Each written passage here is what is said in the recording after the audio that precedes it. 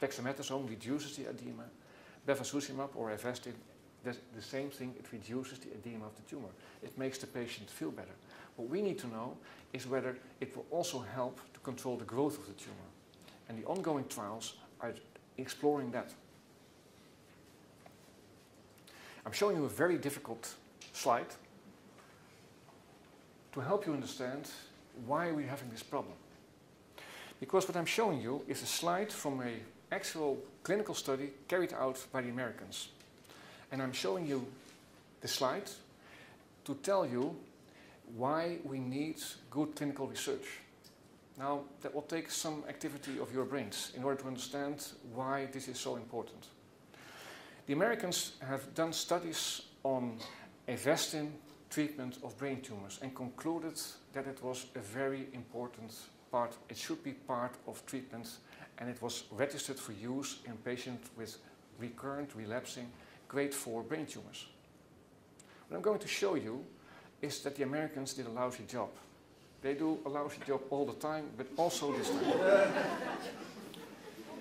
What the Americans did is they conducted a study consisting of 2 arms. Patients were treated with either bevacizumab or bevacizumab with another chemotherapeutic agent, in this case irinotecan or CPT11. This one's not working, but this one will. So this is the one arm, this is the other arm. 85 patients in the one arm, 82 patients in the other arm. And they did that study in patients in which a grade 4 tumor had regrown after treatment with radiation therapy and temozolomide.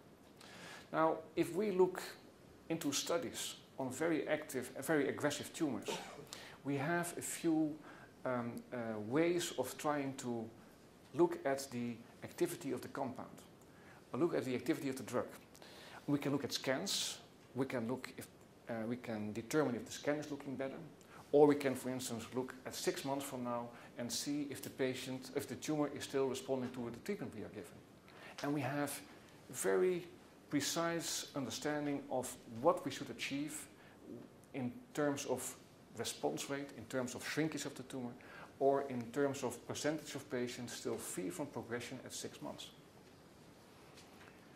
So the Americans showed that according to the local doctor, 45% of all patients in the patient treated with bevacizumab alone or Avastin were still free from progression, and no less than 60% in the patient treated with bevacizumab and irinotecan, the other arm, the other treatment arm, resulting in these kind of slides, which are much better in terms of response rate and in terms of 6 months progression-free survival, the other way of looking at endpoints, the other way of looking at outcome of clinical studies on relapsing grade 4 tumors. But what they did not take into consideration is what I already mentioned, is that this bevacizumab decreases the leakiness of the vessels. So it makes the scan look better, and I will give you an example of that. And I will first give you to help you understand how we doctors are looking at scans and how we are trying to understand if a treatment is working or not. I will give you an example of a patient that was treated in my institution with what we call one of these 1p19q co-deleted oligodendroglioma. So here you see the scan. And what you see on this scan is this is how the normal brain should look. It looks like this. And then during the making of the MR scan, we give contrast to the patient. And this contrast that should remain inside the blood vessel.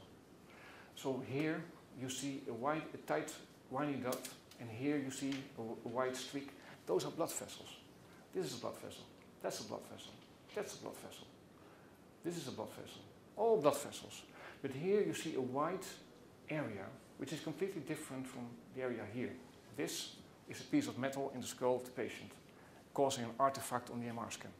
But here you see the contrast leaking out of the vessels of the tumor.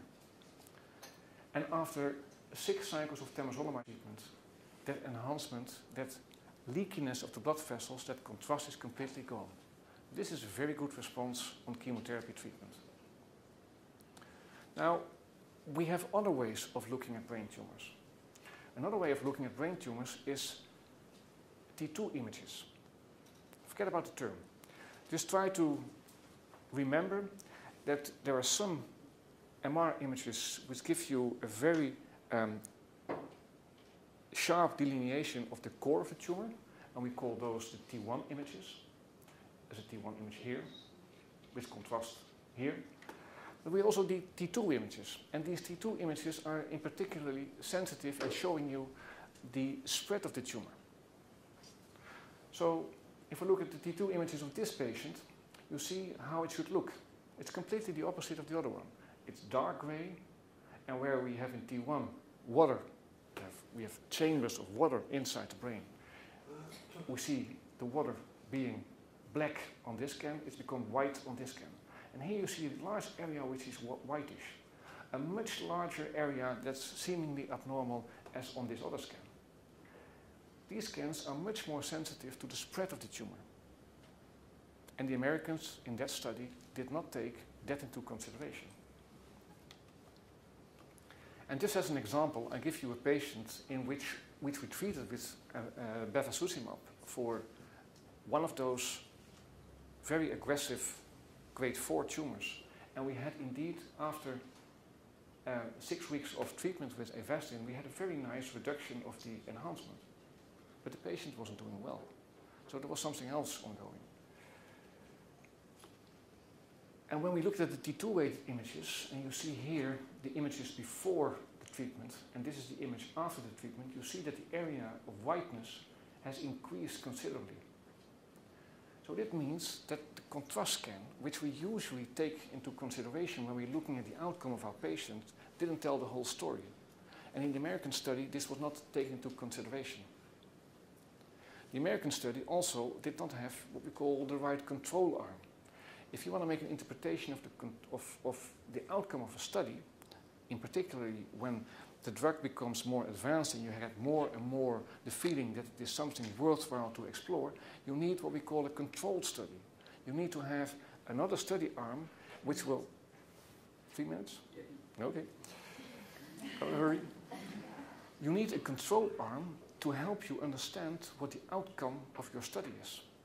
If you don't have a control arm, you may all have may occur. And these biases may completely disturb your interpretation of the data set. So we need big studies. And hope that, let's do it like this. So we need these studies in order to get these compounds well tested so that we know for the future generation if we should use them or not. In oncology, more is not always better. And although we can develop very smart drugs, it doesn't mean that if you give a smart drug to the patient, you will get a better treatment result. And that's what we are after. We're not after giving smart drugs. No, we are after improving the treatment of our patients. And that's a painstaking process in which we have to do big trials with a lot of support and a lot of work in order to improve the outcome of these patients, of brain tumor patients. And fortunately, we have several of these projects. Avastin is being used. There is currently a very big trial ongoing, which will learn us in 2 years from now whether Avastin is indeed an improvement for the management of brain tumors in general. In particular, the very aggressive grade 4 tumors. We have in the Netherlands a trial ongoing in which we are evaluating the use of Avastin, bevacizumab, in patients with such a relapsing grade 4 tumor. But until that, we have still a lot of uncertainties and they need to be solved. And many of you have been asked to participate in that painstaking process. If you are being asked to participate to such a trial, the benefit may not be yours. The benefit may be for future generations. But in that sense, we are standing on the shoulders of our predecessors, both clinicians and patients. Improvement of treatment is a long and painstaking process, but it's one that's worthwhile, as I've shown you just now, just at the beginning of my talk, with the trial that we conducted, that we started almost 20 years ago. We now know that if we add chemotherapy to radiation therapy, we double the survival of our patient. And that means that every effort was well spent. Thank you for your attention. a wonderful talk.